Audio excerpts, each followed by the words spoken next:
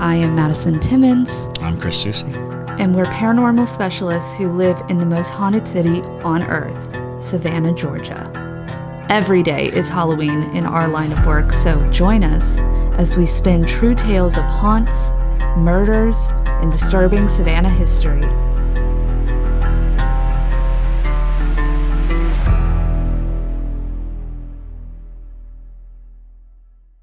I'm Madison. I'm Chris. And welcome to the most haunted city on earth. Hello, and welcome to another episode of the most haunted city on earth. My name is Madison Timmons. And I'm JT Timmons. And today we are going to be talking about the Tanzanian Popobawa. Popobawa! Oh, God. I've been singing it all morning. I am telling you guys, exile. Exile? Why are you going to exile me from every single episode?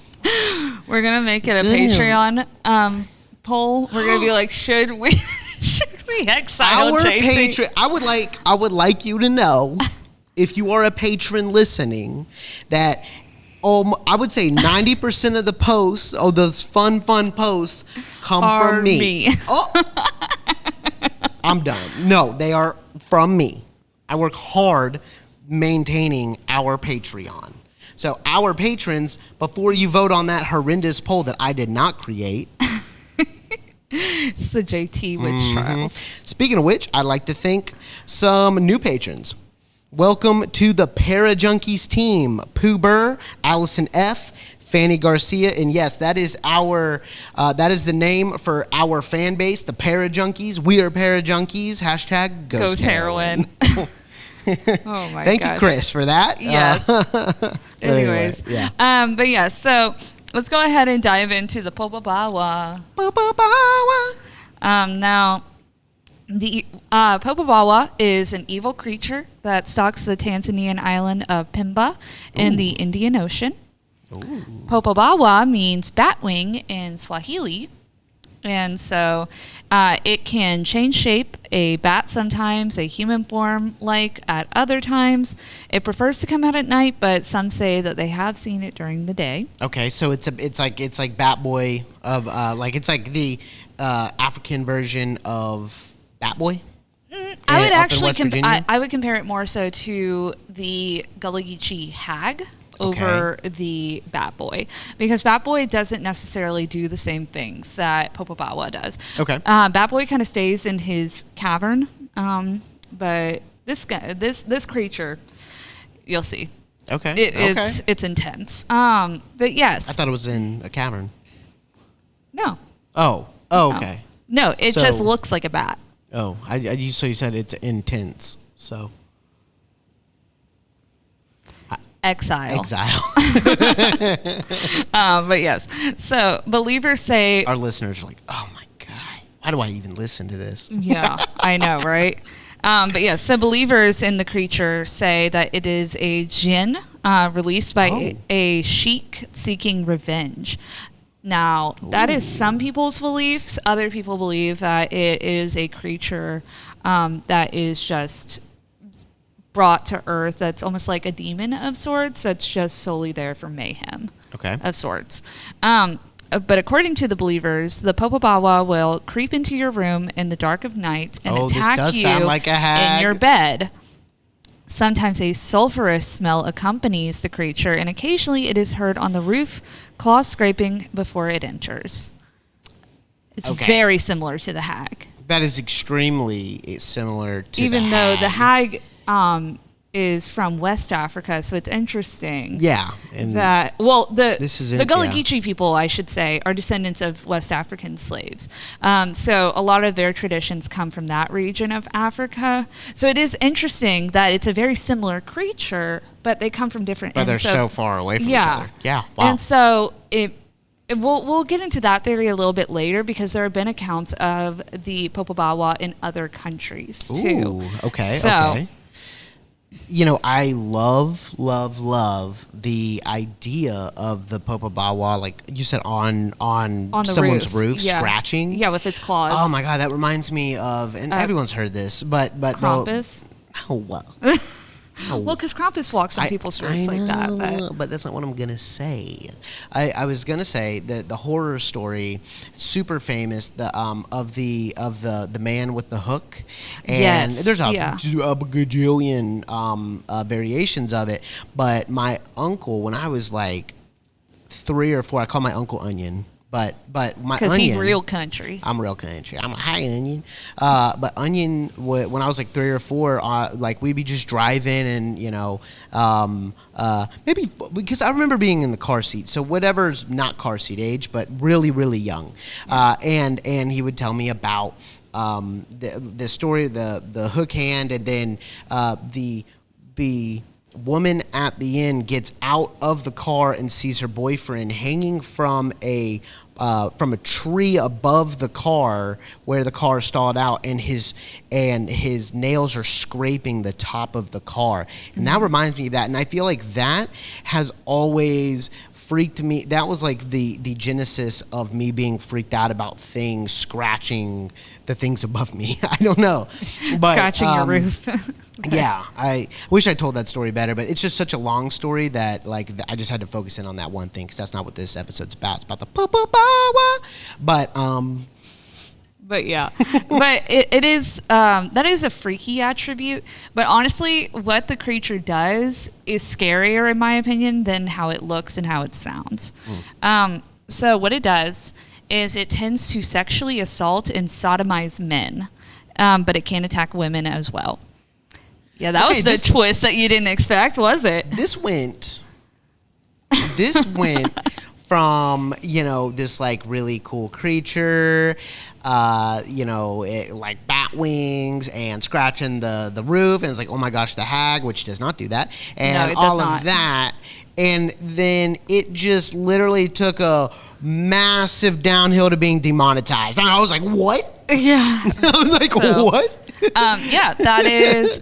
No, we won't get demonetized for I don't think so. No. I was just, it was just a joke. But yeah, it was, wow. That is, that is yikes. Just a part of what it does. Now, boy. Yeah, it is. That's why I say it is scarier for that.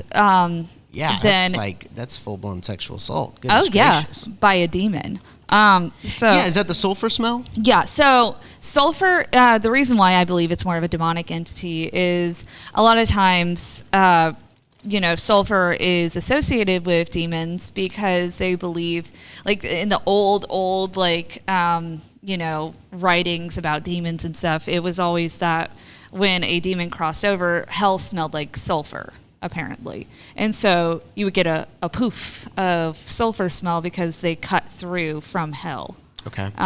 So that was kind of where the association with sulfur with demons really came about, but it is a very common attribute when they are present, that you smell the rotting flesh or the sulfur or things of that nature. Goodness gracious. So yeah, so the Popobawa is actually a rather new story for folklore and whatnot, because it really started in the 70s. Okay.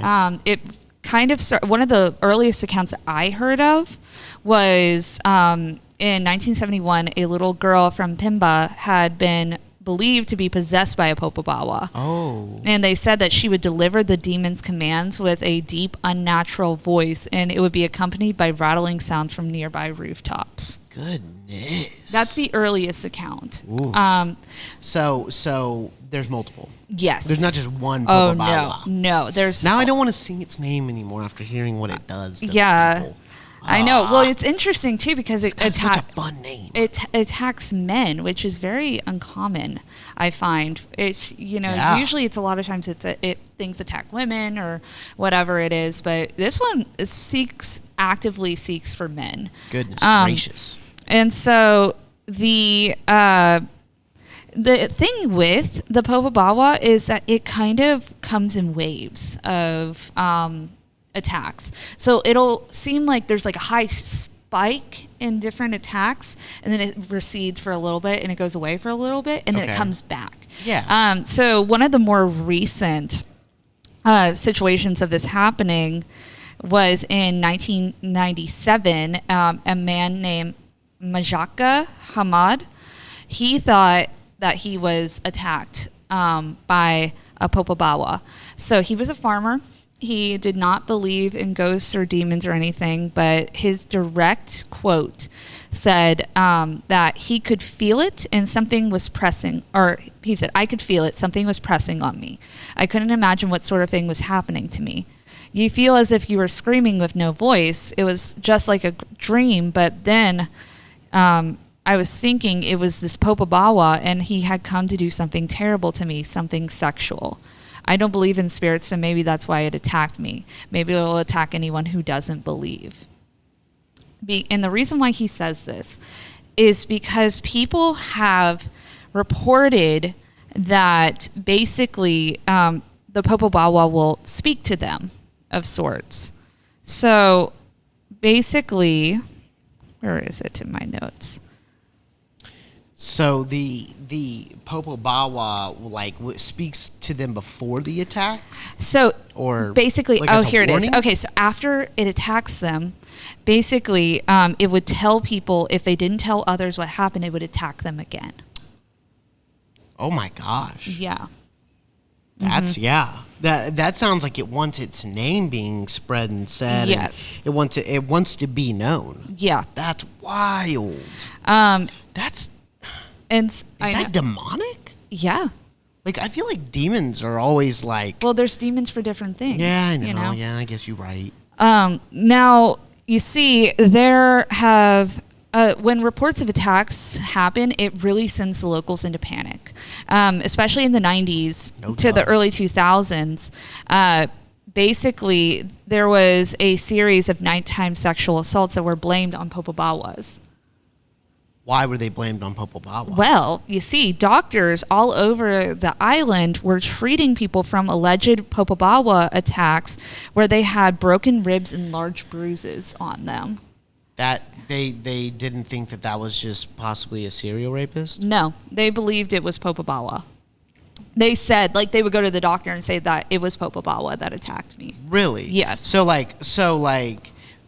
they saw their assailant, and it was a creature with wings. Oh my God! The most consistent thing that has come about is that everybody says that it has bat-like wings. It has a foul odor coming from it, and it puffs with smoke. Okay. Some people were trying to say that it was a ghost or it was a dwarf, cyclops, or ogre. Most people believe it's a demon. But yes, now you see, even the BBC reported on this in 2007. Yeah. And because they were BBC reported. The BBC reported about the Popobawa, because there were people, whole families, that were trying to protect themselves against the Popobawa, because the 90s to the early 2000s, like up into 2007, that was like the height of the Popobawa. Okay. And so basically, what the BBC said was some men are staying awake or sleeping in groups outside their homes. Others are smearing themselves with pig's oil, believing this repels attacks. I also read that... Pig's oil? Mm-hmm. Oh, wow. Okay. Yeah, and I also read that there were whole families that were sleeping outside together with their arms linked around a fire to try to ward off the creature, because people were so afraid of this creature. Now, and it only attacks men. Like it can attack women, but it is very uncommon. Okay, is what it seems. So, like, it's mainly families trying to protect their men. Yes. Okay. Yes. Now, outbreaks also started occurring from islands outside of Zanzibar, all the way to Dar es Salaam and all that. And more people were reporting having Popobawas. So basically, and this is something for right now, at least, all the way up to where we are in the story. This is something that is isolated to the Zanzibar area, yes. and then like outer Tanzania, Tanzania. Yeah. So no other country. Well, okay. So here's the thing: is there have been some reports that people think the monkey man in India is the Popobawa. Oh, I don't know about the monkey man. We'll go into him in another episode. Okay. But yeah, so like some people believe that there was like sightings in India and things like that. But it seems to be the majority of it happens in Tanzania. But yes, so there were pretty much just sightings that were happening in these massive waves. People still think that they are being attacked by Popobawas to this very day. Wow. And so people think because there's been a rise in sleep paralysis that is the Popobawa coming back, essentially, because it died off for a period of time. And so people believe, because a lot of people are starting to come out now saying that they've experienced sleep paralysis and that it's this horrible thing, but they believe that it's the Popobawa. This like makes me think, like, so for all of you that don't know, we own a theater called the Savannah Underground, and it's kind of like part of our the Savannah Underground brand with that, like with our podcast and all of that. But in the show, it's like an immersive theater. In the show, there is like in the second story is about the hag, which she mentioned is a Gullah Geechee tale, and the Gullah Geechee culture is really, really prevalent around Savannah, Charleston, all the way down to Jacksonville, all the way up to North Carolina. Yeah, and it's just us telling that story is kind of a way to keep the culture, like keep people Googling the Gullah Geechee people and all of that. Even talk about it now. Maybe you're Googling the Gullah Geechee people. It's really, really, really wicked culture. Really cool. But they have the hag, and that's the story that we tell in the theater. And it makes me think, like, I wonder if different cultures around the world have their own hags, because yes, it's very similar to the hag, is that it comes at night and it comes and gets you, but the Gullah Geechee hag does not have anything to do with sexual assault at all, not sexual in any nature, and it is mainly to zap you of your energy, and it is what the Gullah Geechee people and me believe, and you, I think you believe this. Oh, I believe it. That it comes, it's the answer for sleep paralysis. Like basically, when you are paralyzed, you wake up and you're in that in-between of awake and asleep, and you can't move, and then you see the hag in the corner of the room, and she comes at you, and then she rides you. She literally gets on you. That's not like a sexual thing, but she gets on you and then literally sucks the energy that you just earned by sleeping. And then this is somewhat similar to that, but also very different in the way of the actual physical attack. So that makes me think, like, how many other cultures around the world, even if they're just like small, like micro cultures on, in different areas of the world, how many of them have their own hag? I wonder if there's multiple types of hags around. So here's the thing, is I've actually thought about this quite a bit, because I've noticed since we talked about the hag, a lot of people go into our comment section, especially on TikTok, people talking about sleep paralysis. And it's a variety of different people, because we used to have this theory that a lot of our people who work at the Savannah Underground have kind of thought about, is like, well, maybe if you have like Gullah Geechee blood, or if you are a descendant from Africa or somebody from Africa, maybe you're more susceptible to the hag, or maybe you're more susceptible to sleep paralysis. But I've noticed there's a lot of ethnicities that have started popping up in our TikTok comments about having sleep paralysis. Interesting. In a lot of different religions and a lot of different cultures. Yeah. So it does aid to that theory that you're talking about, because I've started thinking about that too, where I'm like, maybe these hags or these Popobawas are demons of sorts, but they present themselves in a way that fits your culture and a certain belief system, which is very possible, because there are different demons for different situations. There's different demons that reside with different faith systems, different belief systems, and don't necessarily abide by the same rules. Sure. So because I've seen, some people talk about in the comment section where they're like, the only thing that helps is when I proclaim the name of Jesus Christ. I know your brother, Kiwan, he said that personally, but Kiwan, you know, practices Christianity. So maybe his sleep paralysis. Yeah, and he's a descendant from West Africa too. Yes, exactly.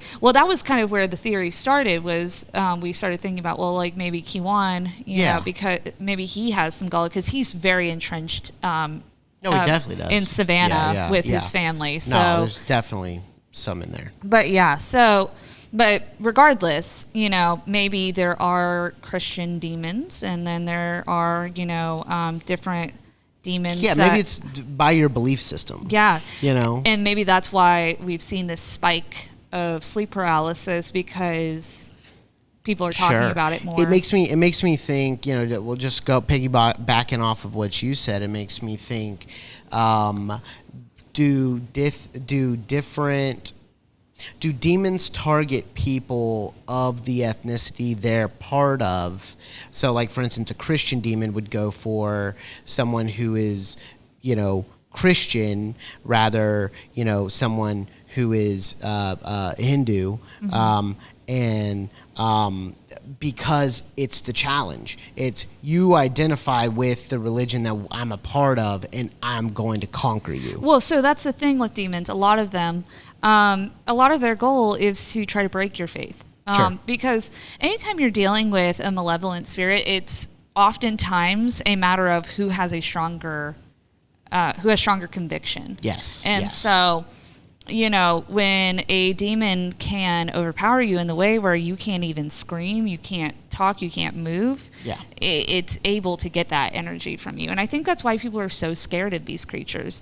Because, you know, when we were learning about the hag, when we were first writing it into the script, we went to Charleston and took a tour with Alfonso Brown. Yeah, with Alfonso Brown, who is a Gullah King. Was he a Gullah King? Yeah. He was an incredible tour guide, and definitely take his tour. I think it's still going strong. In Charleston. So if you ever go to Charleston, you want to learn about the Gullah Geechee culture, definitely take Alfonso's tour, but that's just a quick plug anyway. But yeah, so he basically was bringing on all these people that he knew who were Gullah, and he would ask them, because he knew we were researching the hag. He's like, he was talking to them about different things. They were so friendly. They were, you know, super happy to answer any questions we had. But the second he asked, what do you know about hags, they all they did not want to talk about it. They did not want to talk because they are so scared of it. They're so scared of it. And I feel like this is exactly what's happening with the Popobawa. So, interestingly enough, at the Popobawa,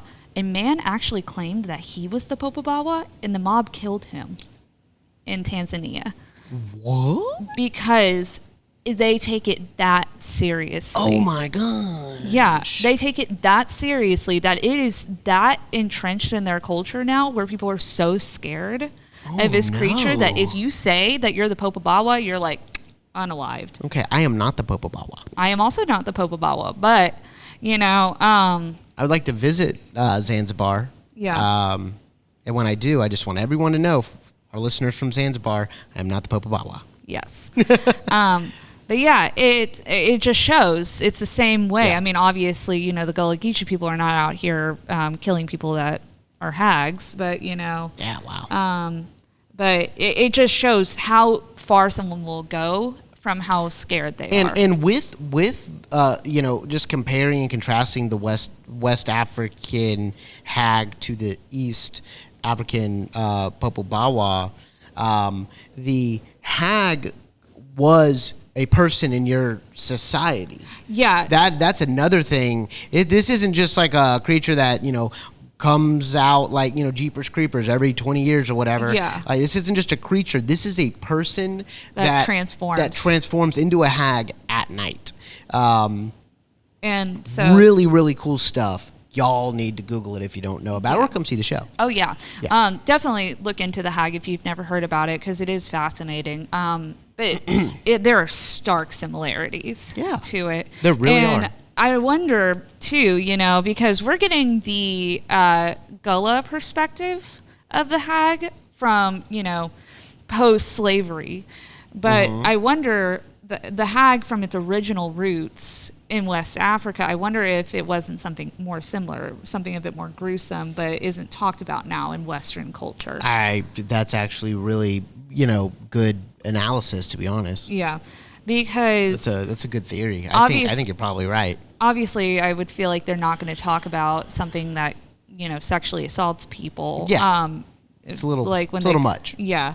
So, but this Popobawa is obviously affecting societies. It's affecting people. It's affecting people. Yeah, and it's so recent too that is even creepier. The fact that the BBC even saw how much of an epidemic this was, that they took time and wrote an article on it, shows a lot. Yeah. I'm just really, really wondering. I'm not a naysayer. I'm just saying that, like, I really wonder if we are sure it is not just a really, really bad guy. Well, why would people be reporting every time that they were sexually assaulted by the Popobawa because they know about it? But Jay, why would they not say that it was a serious? Like, I feel like if they're stepping forward to tell someone that they were sexually assaulted by something, if it was a man, they would be saying, like, this man sexually assaulted me. Yeah. If they are bold enough to actually come out and say that happened, why would they lie about who did it? You know what I mean? No. Because it is very consistent with the fact that it has bat-like wings, it smells like sulfur, and it, it's all of those sort of things. People are very, very consistent with it. Sure.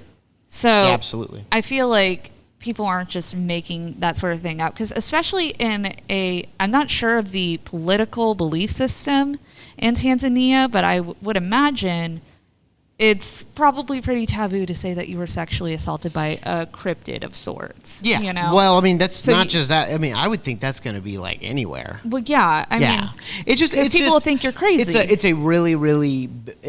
Just basically ending that part. It is a really, really aggressive story and cryptid. Like, it's a very, very aggressive cryptid. It's a very malevolent, demonic entity of sorts, if not cryptid.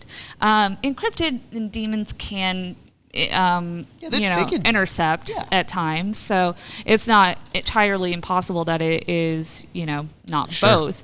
But I definitely think this is a demonic entity, especially because of the girl who in the 1970s was possessed by one, allegedly. Wow.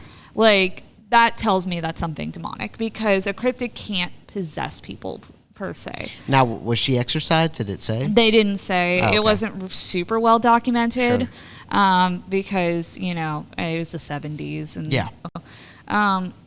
but yeah, I think it's a very malevolent entity for sure. I wouldn't want to encounter one. I know you wouldn't want to encounter one, and that's going to make my ranking a bit higher, in my opinion. Yeah, for sure. Is there anything else about? That's what I could find. Okay. So basically, that is the key of it. People think it's coming back. Yeah. Okay. And so it does. It does kind of like it does waves. Yeah, you said that. And it's going to. People are like waiting for it to come and start doing this again. There's no science to when it arrives. It's just absolutely at random. It's 100% at random. Yeah, like I said, it's a fairly recent creature for folklore in Tanzania, because it really started in the 70s, which is super interesting. Sure. So I don't think it's not ancient enough for them to really tell, because it was in the 70s and 80s. It looked like it was like a 10-year period where it was there, and then it went away, and then it came back in the 90s to the early 2000s, and then in 2007 it sort of died off, but now it feels like it's coming back. It makes me wonder if this wasn't something created. Like when I think of the hag. In what way? Well, I'll tell you. When I think of the hag, I think of something that was created with some serious messed up, you can't even call it magic. Like just real black stuff, dark stuff. Like black magic is what I mean. It makes me wonder if this wasn't created by a very evil witch, very, very exiled person that was not a member, not a participating member of society, and wanted to hurt people and wanted to hurt the society because they were angry maybe with, something about it or just it in general.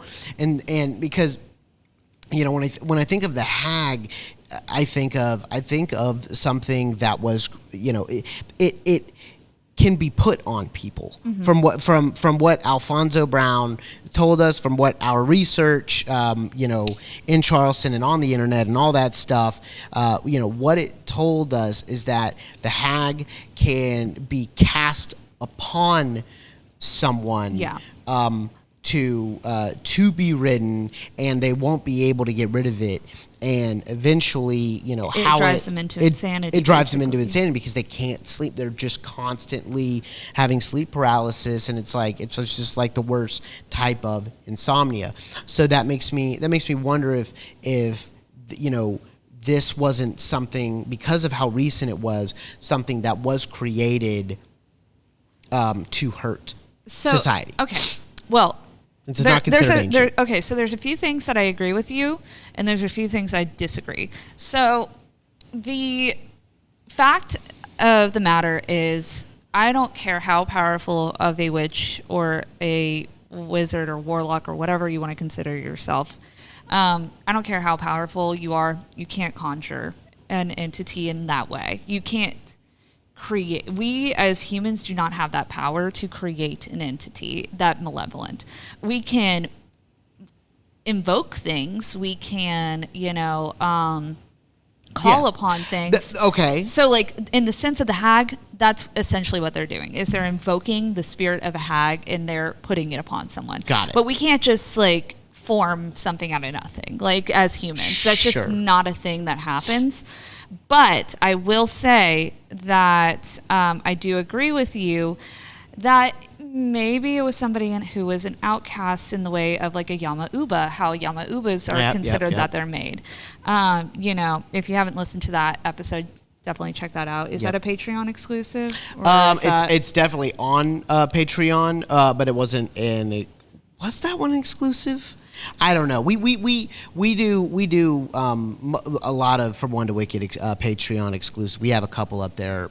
So I don't remember. Well, regardless, I'll just briefly explain what a Yama Uba is. But Yama Ubas were women who were oftentimes exiled in times of poverty, where they were sent out into the woods in Japan because their families were not financially able to support enough of the people. So sometimes they sent out young women and sometimes they sent out elderly women, and they would become these Yama Ubas. But it makes me wonder that maybe it's a similar kind of situation where maybe somebody was outcast out of society and they became this Popobawa. But in my opinion, it's less likely, because even with Yama Ubas, they're not evil enough where they're causing only malicious harm. Yeah, but have you noticed, Madison, throughout this entire episode, and I'm sure the listeners have noticed too, they're like, are they talking about the Popobawa, or are they talking about every other cryptid, in the world? Yeah. Because it's like we have mentioned Bat Boy, we've mentioned the Hag, we've mentioned Yama Uba now, we might have mentioned another one, I don't know, but we've mentioned a bunch. Is it weird to you that this thing is kind of made up by a bunch of different things? There's a lot of similarities with a lot of different things. I guess. We can draw comparisons to things to make it make sense. Yeah, but we've never talked so much about the different cryptids out there to make up one. Well, cryptid. The Bat Boy really, that's just in a sense of kind of how it looks to picture it, in my opinion. The biggest comparison would be the Hag and the Popobawa. Those are the two that are the most similar. I completely agree. The only reason why I bring up Yama Uba is with that theory that we're talking about, that would make the most sense with it. I don't think that it's a creature consistent of all these different cryptids. My opinion. So basically, we've talked about how humans can sometimes become malevolent spirits when they lose all humanity. Okay. But it is very rare for that to happen. Usually, when a creature is this malevolent, that was something that has never been alive, that is sole purpose is to cause harm and mayhem on this plane. Sure. Essentially. And I think that it is a demon of sorts from the Tanzanian belief system. Okay. That causes this harm on those types. I'm gonna agree with you on the fact that maybe it wasn't created. However, I agree that it was called upon by somebody. I think this is somebody's doing. This type of thing just doesn't happen to a society for no reason. I mean, just like every other society, this is a group of 98% good, hardworking people, and then you have the 2% that are evil. I mean, it's just literally our city. Every city, in my opinion, is like that. You just never get a perfect place, and so I think this was just something created by that 2%. I mean, like, you mean invoked by the 2%? Invoked, sorry, invoked. Like something called upon by, someone that was exiled. So, yeah, I mean, it's totally possible. I mean, anytime we're talking about a demonic force or malevolent force like that, we really can only speculate, especially because there obviously is no documented source of, like, this is when it started, or this is the situation that triggered this. We can only speculate. And considering that, I'm just going off of what typically happens when you get a demonic entity, that's the only basis I can really go off of. But it is quite possible that you believe it's a demon. Oh yeah, 100%. I believe that mainly because of the smell. No. That is just one factor of it. I think it's because it can, for one, change its form, but also for two, the fact that it possessed somebody. That is a big trigger for me for a demonic entity, because malevolent spirits typically cannot possess someone. That takes something that is seeking human form, and that tells me that was something that was never alive. Sure. If it's possessing someone. Also, just the heinous nature of its attacks tells me that is something that its sole purpose is just to be a menace on society. And that is typically the purpose of a lot of demons. That is their job, is just to cause havoc. So a man-hating demon. Yeah, I mean, I wonder if the person who called upon this particular thing, I wonder if this person, no matter who they were just, I mean, they must hate men, but I wonder if some men have done them wrong, and so now it's like the entire sex is going to suffer. Yeah, I mean, it's totally possible. I mean, we're just speculating because we're totally just speculating. I mean, that's what we do on this podcast. Yeah, we because just could it be this? Yeah. And if we have any Tanzanians that are very familiar with this, have any kind of clue of where it started, at the end of every From One to Wicked, the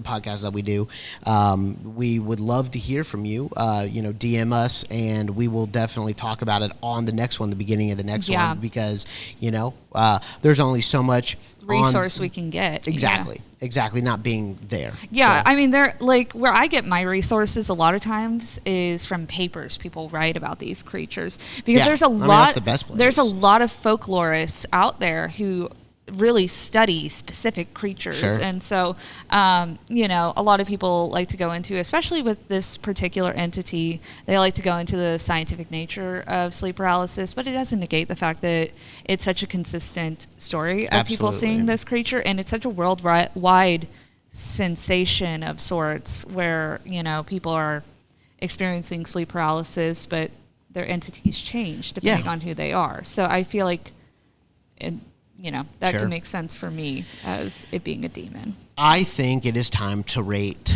this. Yes. And do you want me to go first? I'll go first. Go for it. Okay, so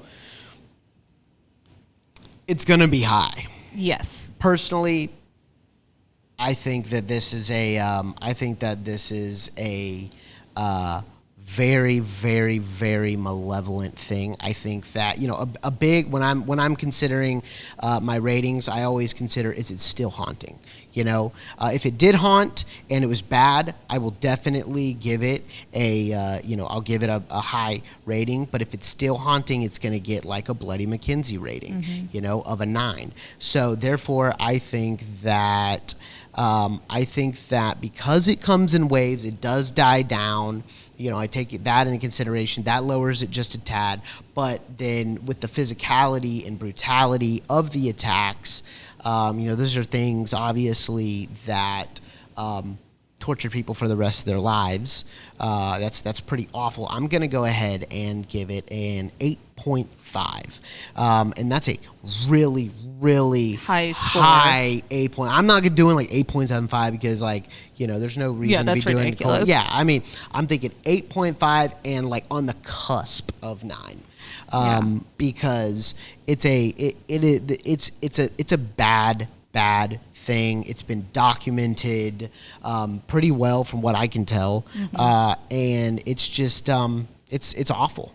Yeah, I was definitely going to give it an 8. Okay. Like a very, very solid 8, almost 8.5. Okay. Because of the heinous nature of the attacks, because personally, that's one of the few entities that I've heard of in my life that sexually attacks a person, which is kind of unheard of in a lot of ways. Because typically, sexual relationships don't happen between humans and things on the other side. Sure. That's just like a big no-go, not happening. Absolutely. So that's very shocking to me, but also just the impact that it made on that society shows me how malevolent it is. The fact that there are whole families sleeping outside because they're so scared to have their husbands, their brothers, their uncles, sleeping in the house because they're terrified of this creature, That's wild. That makes that a very malevolent spirit. Now, the reason why it's an 8 and not a 9 for me is because it has not killed anyone. Oh, yeah, I guess so. Yes, it has not killed anyone, but it's almost something worse, in my opinion, because yes, it is horrible to take someone's life as an entity, but you're leaving them with the trauma of the actions. That's what I'm all about. Yeah, that's what I mean. You might as well be killing them. Exactly. In a lot of cases. Yeah, and the fact too that it threatens them oftentimes that if they don't tell people what happened, that it's going to keep doing it to them, which that's a very intelligent also, haunting. It is. Well, and that's why I say it's a malevolent entity because of the fact that because a lot of times when you speak about an entity, you're giving it power. Yeah. And so it wants that. It does. It wants, because that one, fear is like the best fuel for a spirit anyways, because it is such an intense, palpable emotion that we emit as human beings. Sure. It's already supercharging them, but then on top of it, when we give them power by using their name, because names are so powerful in folklore, in the paranormal, it knows what it's doing. It has a game plan. So it does. Solid 8 for me. Okay. I mean, I think that's a. And we don't give 8s and 9s out lightly. No. So I think I'm trying to remember if there's anything other than Bloody Mackenzie that has been this high. No, everything else has been like a 7 max. 7 max. Yeah.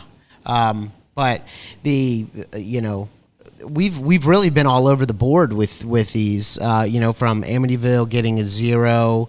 To Bloody Mackenzie getting a 9. Now this is an 8.5. I mean, it's kind of crazy. But yeah, I think we're accurate here. I think we're accurate here. This thing is not anything to be messed with. No. It's pretty freaking awful. Yeah.